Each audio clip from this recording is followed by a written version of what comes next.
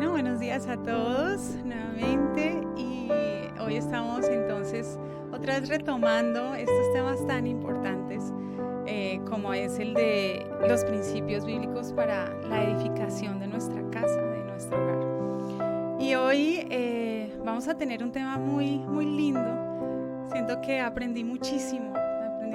El Señor me mostró cosas muy, pues cosas que yo no sabía tampoco. Y pues eso es lo que vengo también a transmitirles el día de hoy. No sé si ustedes, los aquí lectores de la palabra, saben, hay un salmo que es muy específico en cuanto al hogar. Y en algunas versiones está titulado El hogar del justo. En otras versiones está titulado Dios bendice la familia. En otros dice bendición del que teme a Jehová.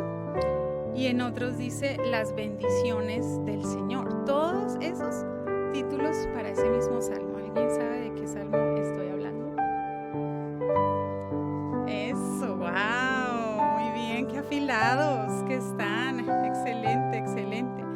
Entonces, si alguien me ayuda leyendo, porque pues la idea es que tengamos como base siempre la versión Reina Valera.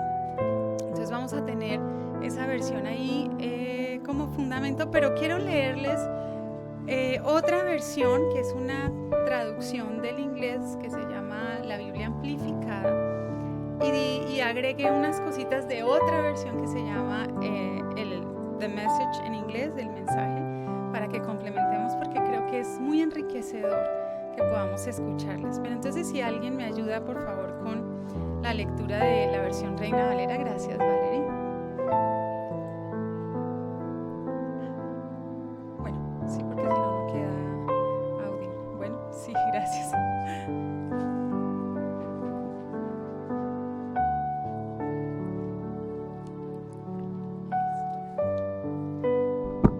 Bienaventurado todo aquel que teme a Jehová, que anda en sus caminos. Cuando comieres el trabajo de tus manos, bienaventurado serás y te irá bien. Tu mujer será como la vid que lleva fruto a los lados de tu casa. Tus hijos como plantas de olivo alrededor de tu mesa. He aquí que así será bendecido el hombre que teme a Jehová.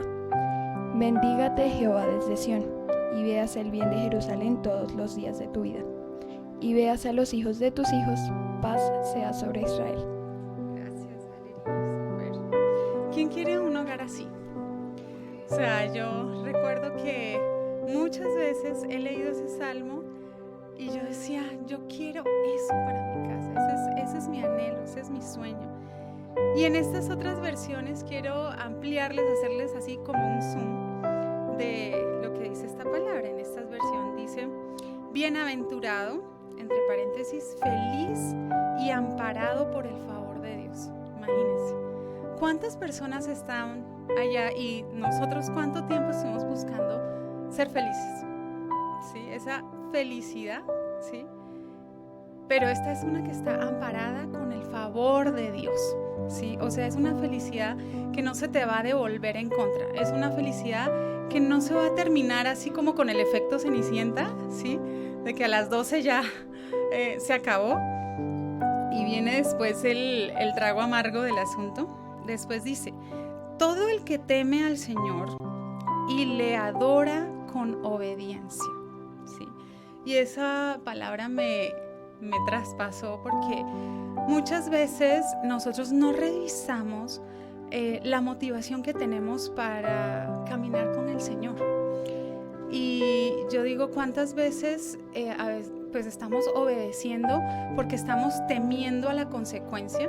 ¿Sí? Porque sabemos que si no obedecemos o no caminamos por ahí, pues nos atenemos a que nos vaya mal, ¿sí?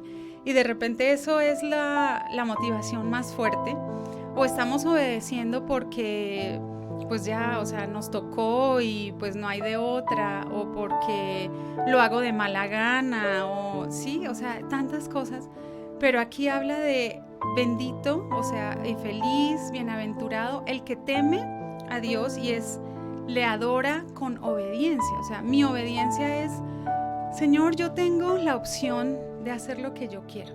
¿sí? Lo que me gustaría, en lo que yo me siento cómoda. Pero ¿sabes qué? Yo rindo eso y a pesar de que me incomode, a pesar de que no me guste, a pesar de que esto me cueste, yo lo voy a hacer y lo rindo a ti. Esa es la obediencia que significa adoración.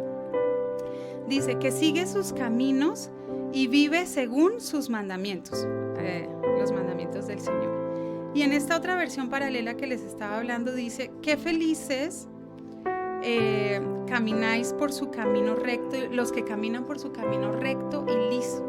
O sea, no es un camino, no es esa carretera destapada, mejor dicho, en la que usted está ya, en la que a veces se va a quedar ahí atascado y va a necesitar que empujen pues para sacar la llanta de ahí y todas esas cosas. Es un camino en el que usted casi que se va a deslizar así, va a llegar más rápido a donde el Señor tiene y el propósito.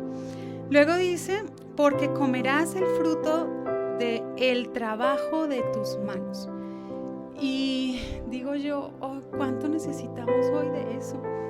Porque uno sí ve muchas personas en las que trabajan y trabajan y trabajan, pero no pueden deleitarse o disfrutar del fruto de ese trabajo. O sea, entra el salario o entra la paga y no se vio. Y están viviendo todo el mes esperando a que llegue el otro, ¿sí? Pero no podemos disfrutar del trabajo de nuestras manos. Dice, serás feliz y bendecido y te irá bien. ¿Qué más promesa que eso? O sea, este salmo está, pague uno y lleve dos, o sea, está completo, ¿sí? Con toda la bendición que uno necesita. Y además dice, para que veamos que no solamente esa felicidad o esa plenitud está con los bienes materiales o con que usted tenga solamente, o sea, más o lo necesario o más para vivir mes a mes. Dice acá, tu mujer será como una vid fructífera. O sea, sí habla de que esa relación matrimonial, esa relación familiar esté marchando bien. Y hay 3 plantas en la Biblia que son muy significativas. Una es la vid, otra es el olivo y otra es la higuera. Y de esas 3, 2 están en este salmo. La vid, o sea, los israelitas, si lograban tener una vid y un olivo dentro de su, digamos, jardincito, dentro de su huerta, mejor dicho, eran personas muy prósperas. Eso significaba mucho. Y la vid dentro de la casa lo que hacía era crecer y también servir como una especie de sombra que refrescaba la casa. Y dice ahí que tu mujer será como una vid fructífera. Y qué bonito que uno pueda llegar a esa casa donde allá afuera hay mucho sol, está uno desgastado y llega a la casa y dice, ay, aquí está rico, aquí está fresquito, aquí puedo descansar.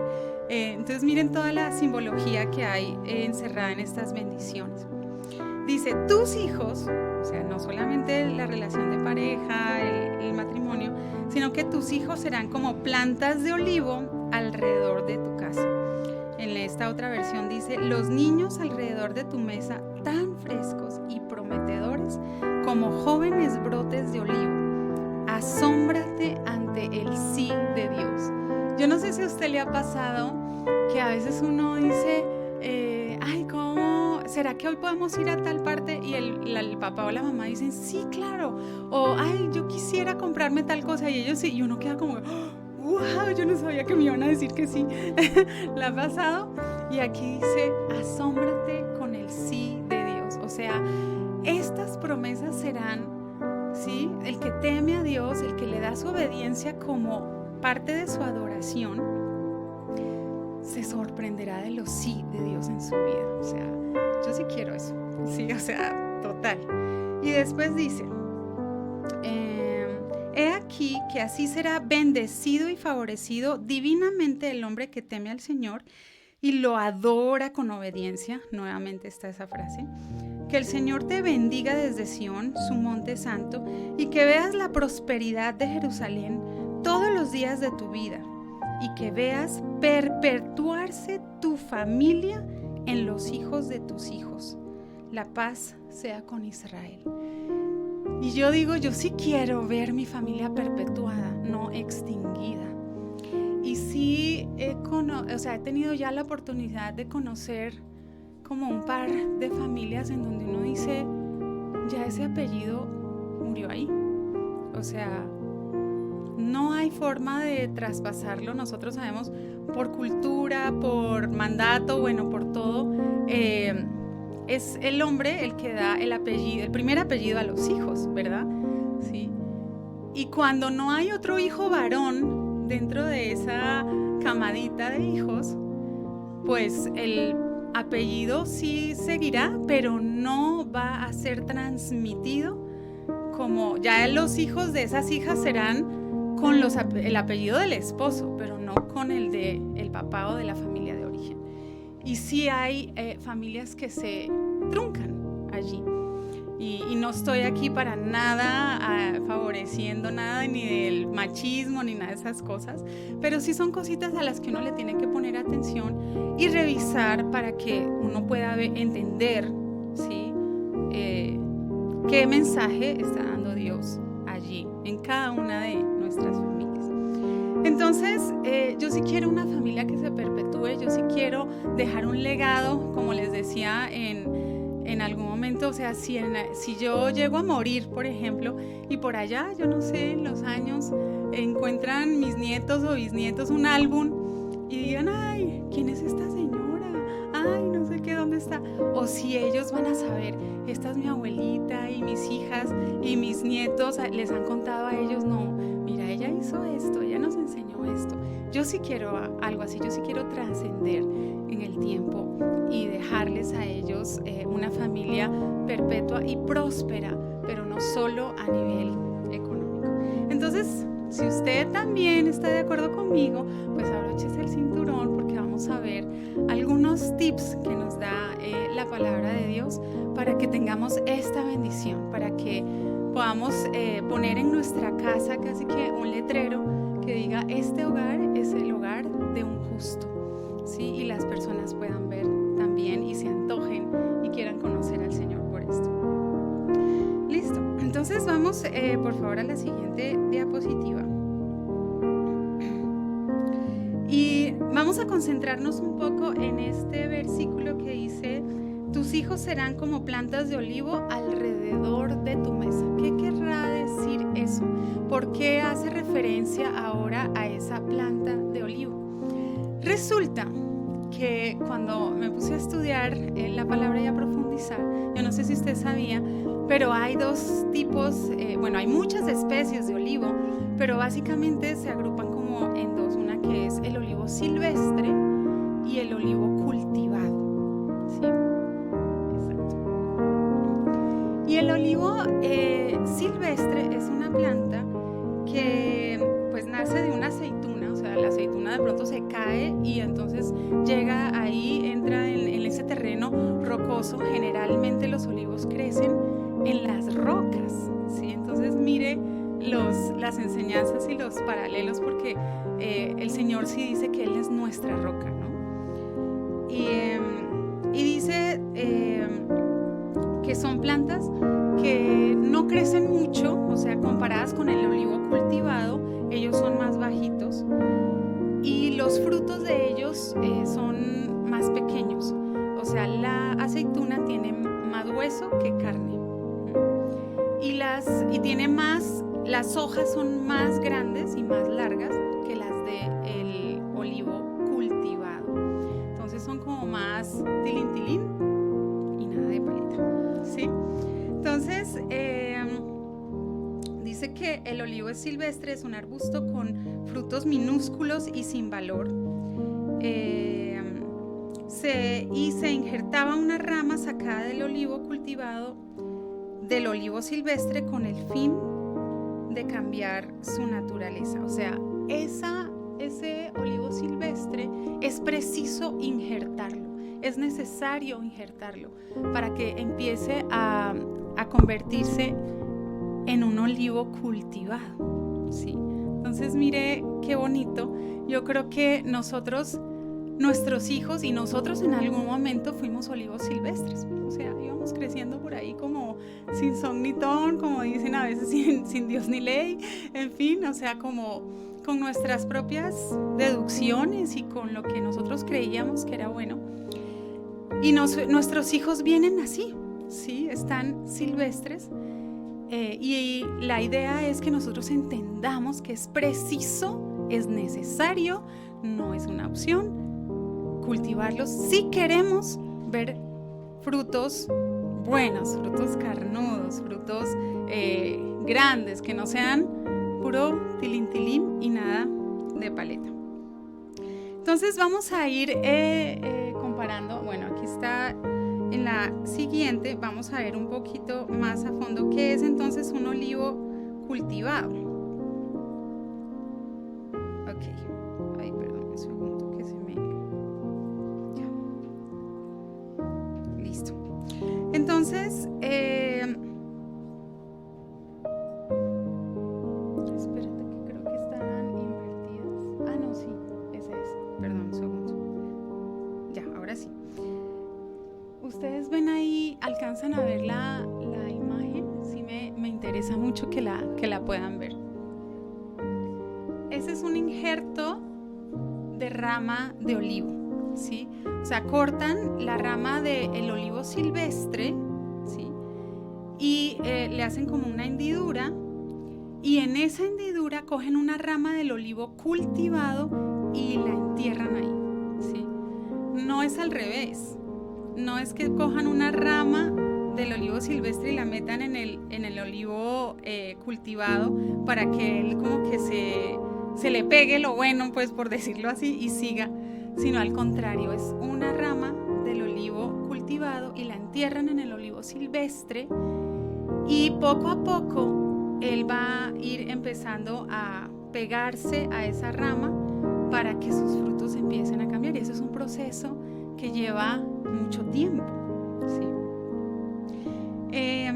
Entonces vamos a ir comparando cómo este proceso se va dando y qué cosas pueden a veces impedir. Dice, se injertaba una rama sacada del olivo cultivado, del olivo silvestre, con el fin de cambiar su naturaleza, ¿sí? Y algo que nosotros necesitamos entender es que por muy lindo, por muy tierno, por mucho que usted vea a su hijo con esos ojos que, mejor dicho, lo vemos y ese es el angelito, mejor dicho, tenemos que entender y partir de una verdad, y es que mi hijo necesita una naturaleza nueva, ¿sí? Eso es algo de lo que, o sea, yo no puedo negociar. Si quiero tener este tipo de hogar que está describiendo acá el Salmo 128. Aquí dice, bueno, los frutos son más grandes, menos hueso, son más altos. Dice en algunos textos que estos olivos pueden llegar a medir hasta 15 metros.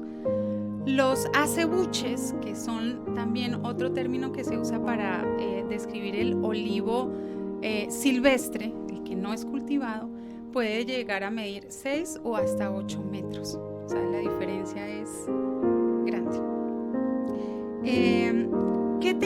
¿Qué se necesita además de hacer un injerto para que el acebuche se convierta en un olivo cultivado?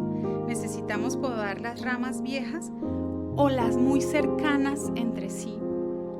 Y ahorita vamos a ampliar un poquito qué significa eso. O necesitamos eliminar cualquier brote que nazca por debajo del injerto. Porque si ese brote sale por debajo del injerto, sale del tronco original o del patrón original, se llama así. O sea, de la naturaleza vieja. Eso hay que mocharlo para que realmente ese olivo silvestre se vaya convirtiendo en un olivo cultivado. Entonces, ahora sí, vamos por favor a la siguiente y nos vamos a concentrar en esta diapositiva, donde vemos allí como 4, yo no lo diría como pasos, pero sí como cosas que usted necesita aprender a hacer, que usted tiene que tener en cuenta para poder, con la ayuda de Dios, pasar de un olivo silvestre a un olivo cultivado. Y no lo digo solamente en el contexto de la crianza de los hijos, lo digo también en cada uno de nosotros, porque ¿cuántos todavía, a pesar de que ha pasado tanto tiempo, seguimos siendo acebuches y seguimos dando aceitunas que tienen más hueso que carne? Y no estamos creciendo, nos hemos estancado en los 6 u 8 metros sabiendo que fuimos hechos para los 15, ¿sí? Y nuestras hojas hacen más bulla que lo que hacen nuestros frutos, ¿sí? Y de pronto muy intelectuales, muy bien preparados, muy activos, ¿sí? Pero realmente el fruto no es adecuado, no permanece, no va a servir para perpetuar mi familia o incluso la iglesia en la que yo me estoy congregando. Entonces, lo primero es que necesitamos un injerto.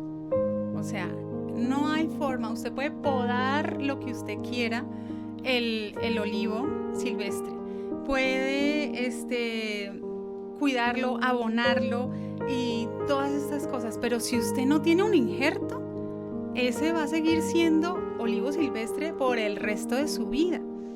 Y quiero leerles, por favor, si me acompañan, a Juan capítulo 3, versículo 3.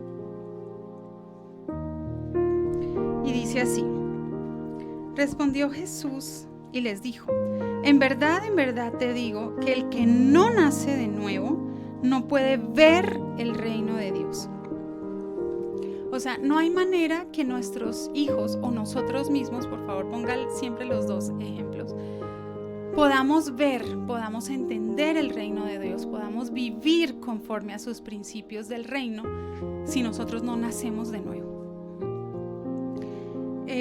El problema está, y creo que en algún momento yo lo viví, es cuando ponemos a vivir a nuestros hijos bajo los principios del reino, pero ellos no lo pueden ver porque no han nacido de nuevo. Entonces ellos están viviendo como en un reino que es inexistente, ¿sí?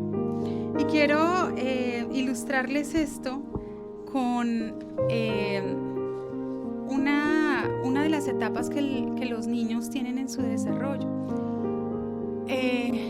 Más o menos desde los 3 meses, pues que ya el niño interactúa un poquito más, como hasta los 8 meses o 12, el niño tiene una característica, y es que lo que él no ve, para él no existe, ¿sí?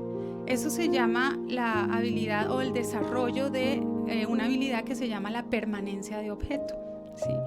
Es decir, cuando los niños están muy chiquitos, usted puede esconder un objeto debajo de una mantita, enfrente de ellos, cuando están muy chiquitos, 4 meses, 5 meses, y el niño no va a intentar quitar la manta para buscarlo, porque simplemente cuando lo tapaste, el objeto dejó de existir para él. Por eso a veces los niños entran en una angustia grande cuando no ven a sus padres, ¿sí? O a las personas que son significativas para ellos, porque de alguna manera, como no las ven, dejaron de existir, ¿sí? Más o menos hacia los 8 meses, 10 meses, 12 meses, esa condición empieza a madurar, y ya él es capaz, digamos, de, si escondo el objeto enfrente de él va a saber que ahí está y lo va a tratar de buscar, o hasta que ya llega al punto en que él deja de ver a la mamá o al papá, ve que se van, pero él sabe que no han dejado de existir, él sabe que van a volver. Entonces, espero que ya todos nosotros tengamos claro que si no nos vemos, ojalá nos veamos el próximo domingo, ¿cierto? O sea, seguimos existiendo. Y la idea es que este concepto nosotros podamos desarrollarlo en la vida de nuestros hijos. ¿Cómo los podemos a ellos a poner a vivir en un reino que para ellos es inexistente? ¿Sí? Dice, solamente el que nace de nuevo puede ver el reino de Dios, ¿sí? Y yo creo que esto no es algo que se refiere al futuro. Ahí no dice, solamente el que nace de nuevo verá el reino de Dios. O sea, no está hablando solamente de la eternidad, cuando nos morimos, cuando seamos llamados a su presencia y que solamente ahí nos vamos a dar cuenta si podemos ver el reino de Dios. No lo podemos ver aquí en la tierra. No podemos tener claro de que sí existe, de que sí funciona, si no han nacido de nuevo. Entonces, ¿qué es lo que pasa? Y creo que es uno de los peligros más grandes que tenemos al querer, cultivar nuestros olivos, nuestras ramas de olivo, que son nuestros hijos, para que sean unos olivos cultivados y dejen de ser silvestres. Y es que les empezamos a enseñar muchos de los principios del reino, ¿sí? Tú tienes que compartir, tú tienes que perdonar, tú tienes que morir para vivir, tienes que dejar para recibir o dar para recibir. O sea, muchas cosas que hemos visto y que son contrarias al mundo real en el que viven, o al mundo, a lo que la Biblia se refiere mundo. Y se pegan unas estrelladas horribles, ¿sí? Y que finalmente pasa, o terminan siendo abusados, ¿sí? O terminan rebelándose porque dicen, esto no funciona, o sea, esto no sirve, o sea, yo lo único que recibo es juguete. ¿Por qué? Porque ellos no han nacido de nuevo. Esto es una intervención milagrosa, esto es una intervención sobrenatural que solamente sucede por el toque del Espíritu Santo en ellos, ¿sí?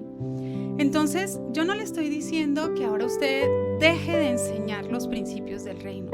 Lo que yo estoy diciendo es, no pierda de vista nunca que por más principios del reino que usted enseñe, si sus hijos no nacen de nuevo, no lo podrán entender, no lo podrán ver, no van a poder seguir caminando en él, ¿sí?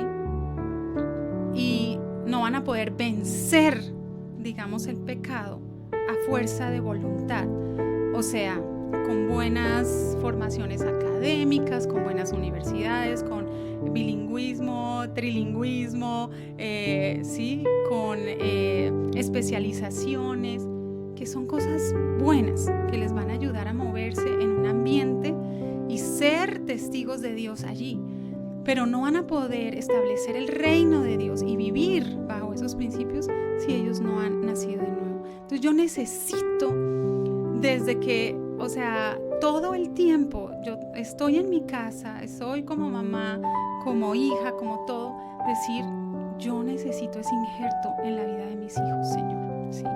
Y yo no puedo, ser una de esas ramas que Dios puede usar, ¿verdad? Para, de alguna forma, injertar nuestros hijos. Nosotros sabemos que el injerto es Jesucristo, ¿verdad? Pero Él se vale de las figuras materna y paterna para hacer esas hendiduras en nuestros hijos, nuestros olivos silvestres, para poder entrar allí y en fin. Entonces yo no puedo servirle a Dios si yo misma sigo siendo un olivo silvestre. O sea, yo no puedo convertir a mis hijos o ayudar en ese proceso para que ellos dejen de ser olivos silvestres y se conviertan en olivos cultivados si yo misma todavía sigo siendo un olivo silvestre. Entonces, vamos a enfatizar mucho en esta parte, porque muchas veces nosotros seguimos criando a nuestros hijos bajo una premisa, ya sea que usted la haya escuchado o no, la haya estudiado o no, es una premisa que se mueve de todas maneras en el mundo. Y es esa teoría que dice que el hombre nace bueno y la sociedad, sí ven que sí la saben, aunque no han estudiado psicología, aunque no han ido, ¿cierto? O de pronto se han leído los libros de Jean-Jacques Rousseau, ¿sí? Que fue el precursor de esta filosofía, la conocen. Y a veces nosotros, a pesar de que hemos recibido instrucción bíblica, seguimos criando a nuestros hijos bajo esta premisa, ¿sí?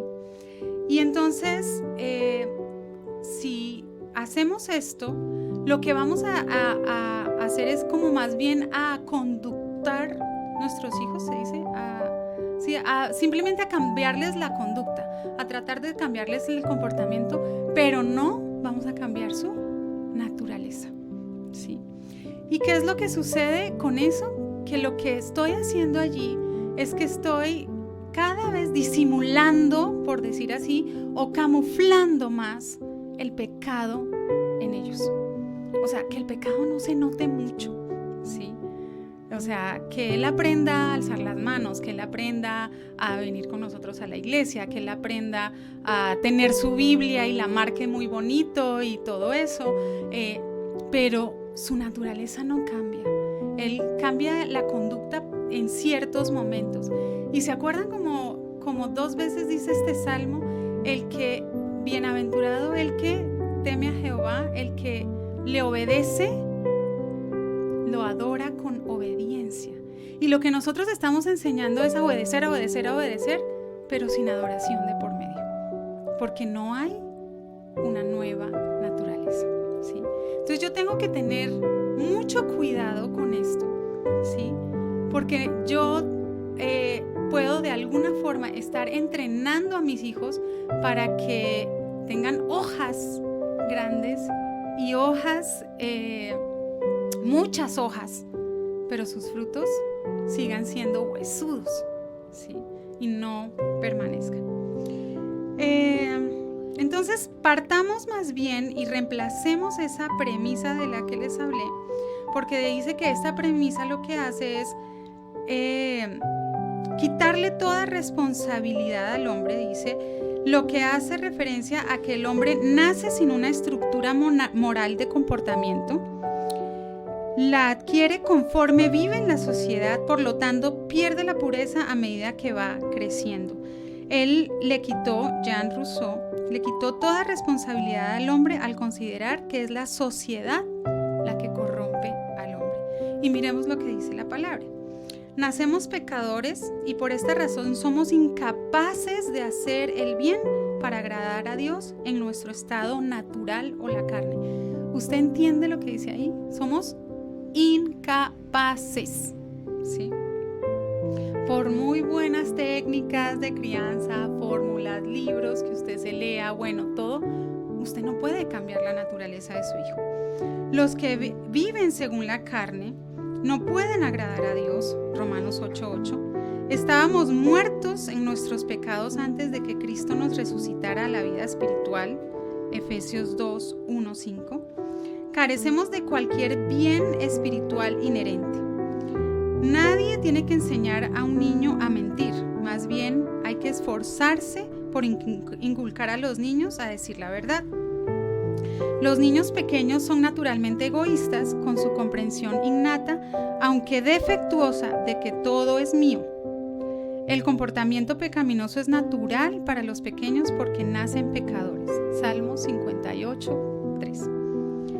Y quiero resaltarles esta frase donde dice: nuestra naturaleza pecaminosa no es algo que podamos vencer por nuestra cuenta. Aunque las personas pueden hacer cosas buenas, no son inherentemente buenas por naturaleza. Nunca podrán ser suficientes buenas obras para expiar su pecado, ni pueden dejar de pecar simplemente por su propia fuerza de voluntad. Y entonces lo que pasa es que muchas veces nuestros hijos empiezan a crecer, siguen siendo olivos silvestres, pero ellos saben que se tienen que parecer al olivo cultivado. Y empiezan más a parecer que a ser. Y se frustran tanto que se rompen de alguna manera tratando de lograrlo y ven que no pueden, ¿sí? O definitivamente se apartan y dicen: pues ya toda la vida seré un olivo silvestre, me quedo así y pues, ¿qué más da? Se cansan de hacerlo, porque lo que hemos entrenado nosotros es una obediencia sin adoración, un cambio de comportamiento, pero no un cambio de naturaleza. Romanos 8:7 dice: por cuanto la inclinación de la carne es enemistad contra Dios, porque no se sujeta a la ley de Dios, ni tampoco puede. Así que los que viven según la carne no pueden agradar a Dios, pero vosotros no vivís según la carne, sino según el Espíritu. Si es que el Espíritu de Dios mora en vosotros. Si es que el Espíritu de Dios Entonces, queridos padres, nosotros necesitamos, sí, vivir bajo los principios del reino, obviamente, vivir una vida santa, claro que sí, enseñarle a nuestros hijos eso, pero nosotros necesitamos buscar con toda nuestra determinación, con todas nuestras fuerzas, al Espíritu Santo y ser llenos del Espíritu Santo para que sea ese toque sobrenatural que venga sobre la vida de nuestros hijos. Y yo necesito propiciar eso. Eso es lo que yo soy, un propiciador del cambio de naturaleza en la vida de mis olivitos. ¿Sí? Listo. Entonces, les doy otras citas que no tenemos tiempo de leer, pero que es importante que revisen. Primera de Juan 3:6, Salmos 119:3, en relación a esto. Y algo que creo que no podemos perder de vista y ha sido muy revelador para mi vida, y es que nosotros en algún momento creímos que el hecho de, o sea, la forma de evangelizar, digamos, también a nuestros hijos y a las personas, incluso a nosotros mismos, era de alguna manera buscar que una persona pronunciara una oración de entrega, ¿sí?, a Dios o a Jesús. Y creíamos de alguna forma que si la persona decía las palabras correctas, ¿verdad?, instantáneamente la persona ya era salva o ya había cambiado de naturaleza, o ese milagro sobrenatural de ser pasado de muerte a vida, de que todas las cosas viejas pasaron y aquí todas son hechas nuevas, y hemos usado tantos versículos para esto. Entonces creímos que porque algún día nosotros, leyéndole la Biblia a nuestros hijos o historias bíblicas, etcétera, terminamos diciéndole: ¿quieres entregar tu vida a Jesús? Y entonces él hizo la oración y nosotros dijimos: listo, ya aquí fue, mejor dicho, él ya cambió de naturaleza, su nombre está escrito en el libro de la vida y hasta ahí. O sea, ya sabemos que no tenemos que luchar, él no va a mentir, él no va a engañar, no, ¿sí? Nosotros necesitamos tener evidencia de estas cosas, porque nosotros, así como no podemos nunca determinar y decir: uy, esa persona se condenó, porque no somos jueces, tampoco podemos determinar realmente esa persona, mejor dicho, tiene vida eterna y ese niño ya está listo. Necesitamos, ¿qué dice la Biblia? Por sus frutos los conoceréis. Entonces, tenga por favor este versículo en cuenta. Creo que está en Primera de Juan. Creo que no puse la cita aquí. No. Creo que es Primera de Juan 9. No estoy segura. Dice: el que practica el pecado, ahora me ayudan. El que practica el pecado es del diablo. O sea, estas son palabras fuertes. Primera de Juan 3:8, gracias. El que practica el pecado es del diablo, porque el diablo ha pecado desde el principio. El Hijo de Dios se manifestó con este propósito, para destruir las obras del diablo. Ninguno que es nacido de Dios practica el pecado. Si usted puede repetirse eso: ninguno que es nacido de Dios practica el pecado. Si yo tengo un hijo, chiquito o grande, de 30, de 50, de lo que usted quiera, que practica el pecado, que puede moverse intencionalmente en el pecado, que se alista, se baña, se pone bonito, se pone ropa, todo para ir a pecar, ¿sí? Dice aquí la Biblia, no es nacido de nuevo. Exacto. No, o sea, peca y ya no siente nada, o sea, puede seguir sin problema. Dice así: ninguno que es nacido de Dios practica el pecado, porque la simiente de Dios permanece en él y no puede pecar porque es nacido de Dios. ¿Qué pasa con los que son olivos cultivados? O sea, él dice, no quiere decir que no peque en algún momento, todos pecamos, ¿verdad?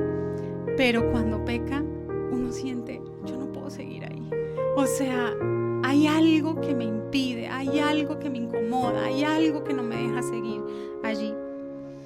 Y dice el versículo 10: en esto se reconocen los hijos de Dios y los hijos del diablo. Si usted tiene dudas acerca de esto, mire, yo llegué a la conclusión de decir, yo prefiero cuestionar la vida eterna de mis hijos, ¿sí? Y decir, oye, sí, revisémoslo, examinémoslo, si es, no es, o sea, como cuando lo tocan a uno a ver qué es lo que tiene allá adentro, hagamos un examen, palpemos bien y digamos, Señor, muéstranos, Señor, confírmanos.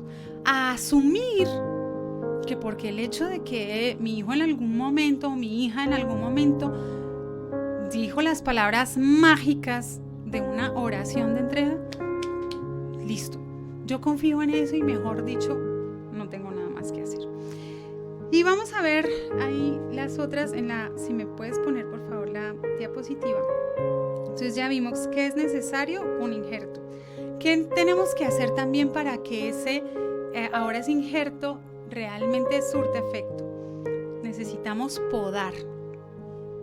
Dice en cuanto a los olivos, entre los cuidados anuales que se le dan a los olivos para aumentar su productividad está la poda de las ramas viejas o muy cercanas entre sí. La poda también sirve para mantener el tamaño y la forma de la copa del olivo. Cuando llegan a su máxima altura, dejan de crecer y no dan más fruto. Si yo no voy podando, o sea, yo dejo que las ramas sigan extendiéndose silvestremente, él rápidamente llega a su estatura de 6 o máximo 8 metros y ya no va a pasar. Pero si yo podo las ramas, ellas no van a crecer tan rápido, ¿sí? Pero van a seguir estimulándose porque saben que todavía no han llegado al tope. Y lo que quiero o me dejaba ver el Señor con esto es qué tanto yo estoy dejando a mis hijos vivir las etapas que ellos necesitan vivir. Yo estoy vistiendo a mis hijos o a mis hijas de 5 años como si tuvieran 10, 12, 15 o 20, ¿sí? Yo estoy permitiéndoles participar de eventos o de información que solamente chicos con mayor madurez podrían estar expuestos, ¿sí? ¿Cómo estoy yo formando en esa parte a mis hijos? ¿Estoy realmente podando? Y aquí ahí dice, necesito podar las ramas viejas y las que son muy cercanas entre sí. Ahora vamos a ver por qué es esto. Pero yo sí estoy diciendo, esta amistad está demasiado cercana a ese injerto que acabo de poner y de pronto está robando nutrición y no está aportando y necesito cortar, ¿sí? Y no solamente amistades, incluso la misma relación que tiene con sus padres. Estoy siendo demasiada abnegada sobre la vida de mis hijos, no les estoy permitiendo que se separen un poco, que tomen la distancia, que se hagan responsables de sus decisiones y no estoy siempre yo ahí tratando de, entre comillas, protegerlos, ¿sí? Entonces no estoy podando bien. Estoy teniendo como un análisis de cuáles son esos hábitos o patrones. Recuerden que tenemos que podar o quitar los brotes que salen del tronco o del patrón anterior, ¿sí? Y hay una cosa muy, muy bonita, yo no sé si, y les sugiero que hagan en casa, y es tener tiempos donde uno pueda escuchar a los hijos en retroalimentación, digamos, de cada día, ¿sí? O por lo menos hacerlo lo más frecuente posible, cómo te fue en el día, qué hicieron y que ellos cuenten, ¿sí? Porque muchas veces ahí uno se da cuenta de brotes del patrón anterior, ¿sí? Y me refiero a esto a veces incluso con cualidades que no están bajo la unción. Y ponga atención a esto, o sea, yo puedo tener cosas muy buenas, ¿sí?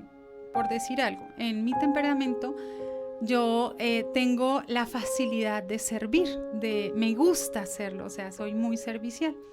Pero si yo no pongo esa cualidad bajo la unción, yo puedo dañar a otros. Cuando yo hago las cosas que a otros les corresponden, ¿sí? o yo soy, tengo una abnegación desmedida. Cuando yo veo que mis hijos, por ejemplo, pueden ser, pongo un ejemplo X, muy determinados en cosas y dicen lo que se proponen lo logran, ¿sí? Él tiene esas cualidades que Dios le ha dado en su diseño, pero no lo pone bajo la unción. Eso puede servir para que cualquier cosa que se proponga pueda pasar por encima del que sea, pisar al que sea, incluso pasar por encima de los principios del reino que yo he enseñado con tal de lograrlo, ¿sí? O sea, hay muchas cosas que yo tengo que estar revisando para poder podar donde es, con la dirección de Dios. Y vamos a la otra, que es la sombra, dice allí. Si alguien me ayuda con ese versículo, les agradezco. Bueno, antes de eso, en la poda, no quiero dejar de darles esta frase que me impactó muchísimo. Le doy crédito a una prédica que escuché. El pastor se llama Michael Todd y él decía: lo que no se transforma, se transfiere. Lo que no se transforma, se transfiere.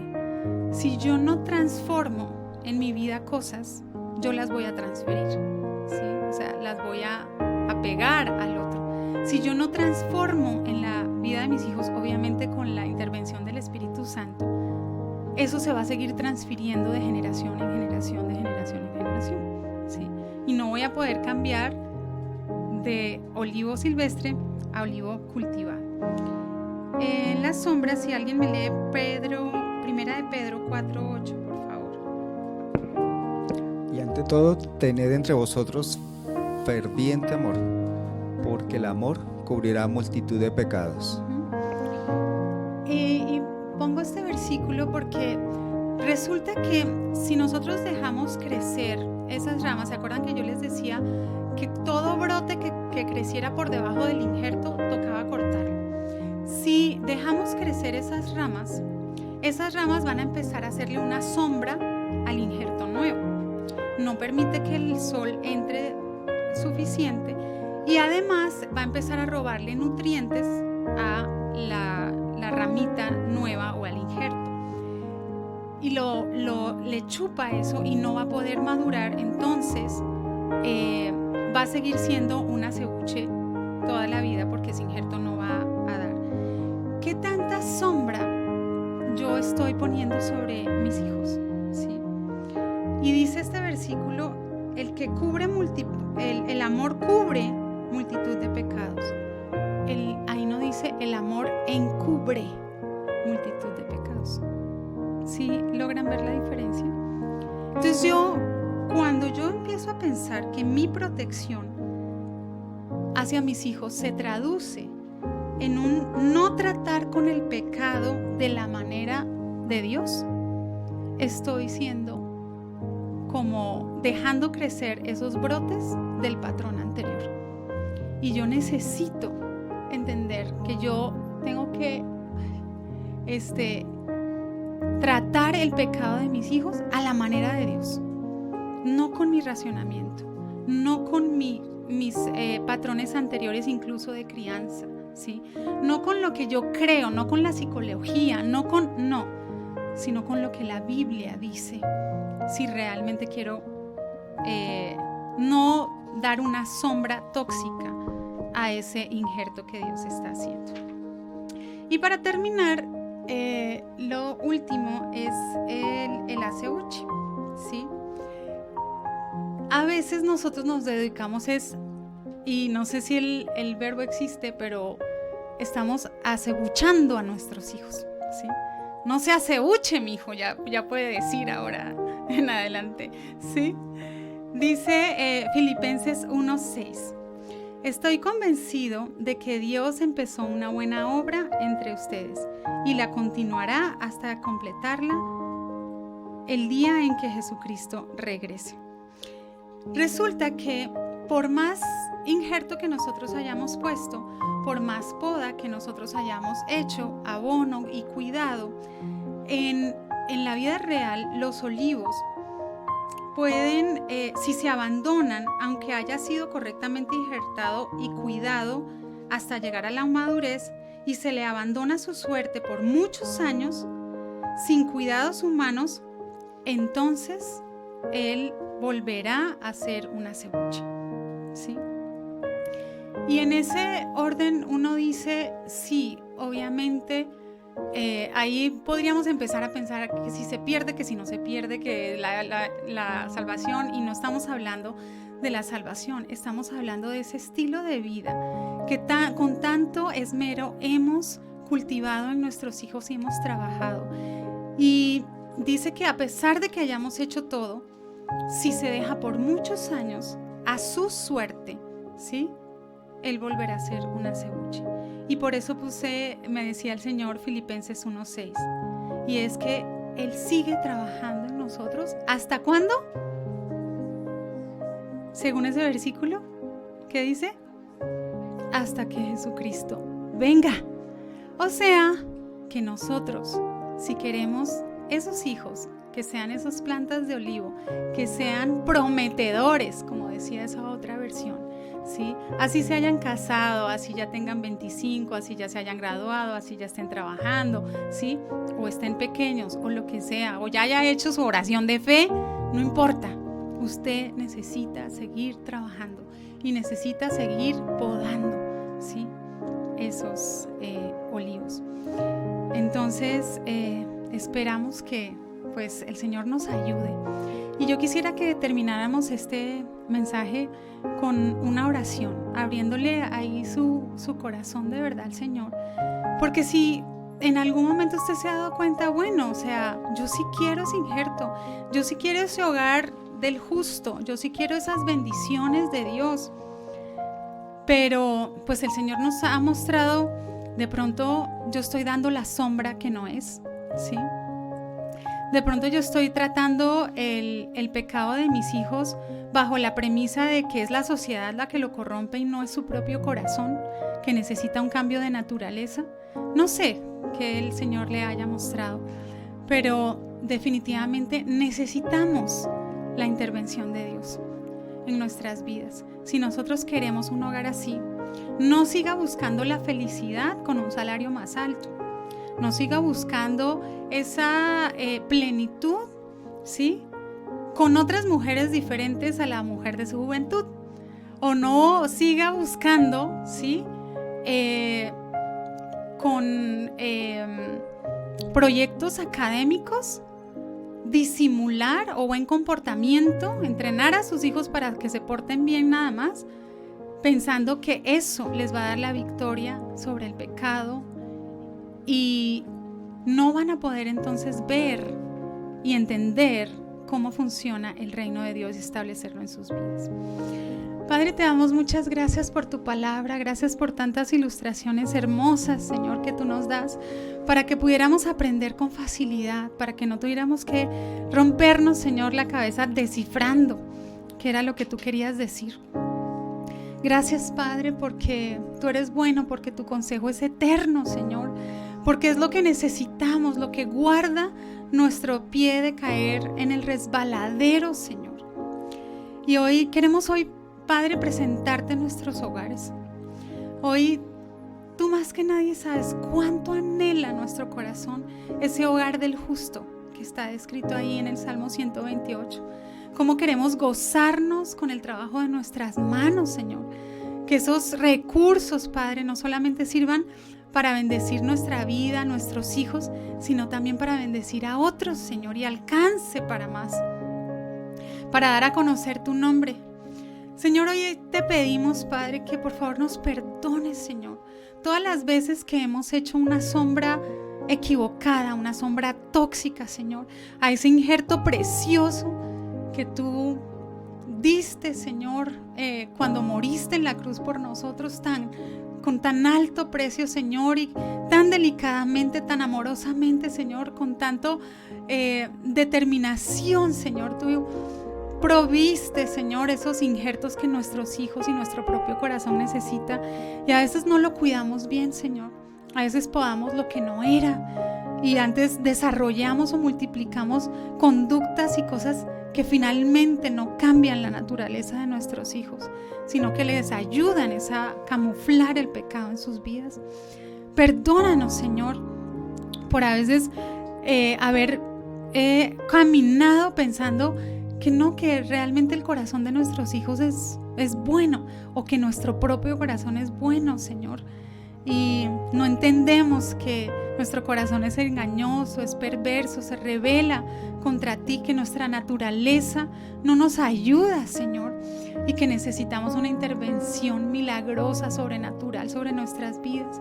Y no oramos lo suficiente y no te buscamos y no tenemos intimidad suficiente contigo como para que nuestros hijos puedan ver en nosotros un olivo cultivado, Señor, con unos frutos que realmente permanezcan y perpetúen, Señor, nuestra familia, para que sea esa herencia que tú andas buscando, Señor, para que podamos disfrutar de ese hogar, de ese matrimonio, incluso de la crianza, de la adolescencia, de todas las etapas de la vida de ellos, Señor.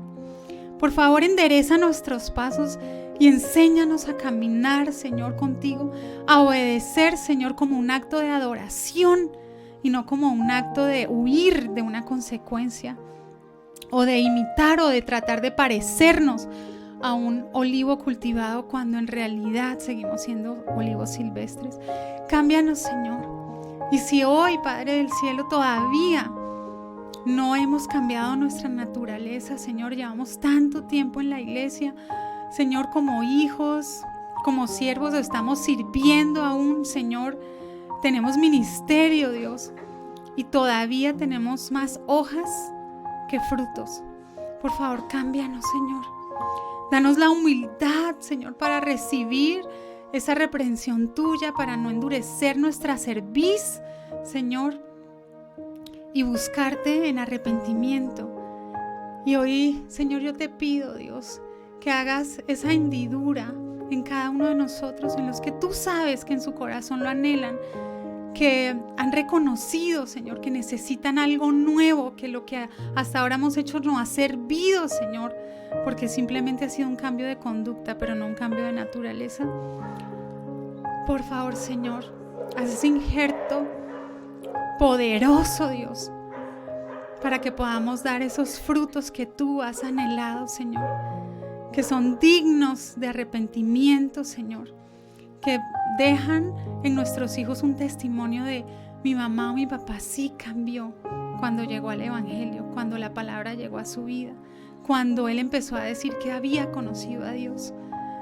Y te podamos presentar esos hogares, Señor, que este mundo necesita con tanta urgencia conocer y saber que todavía es posible contigo. En el nombre de Jesús. Amén.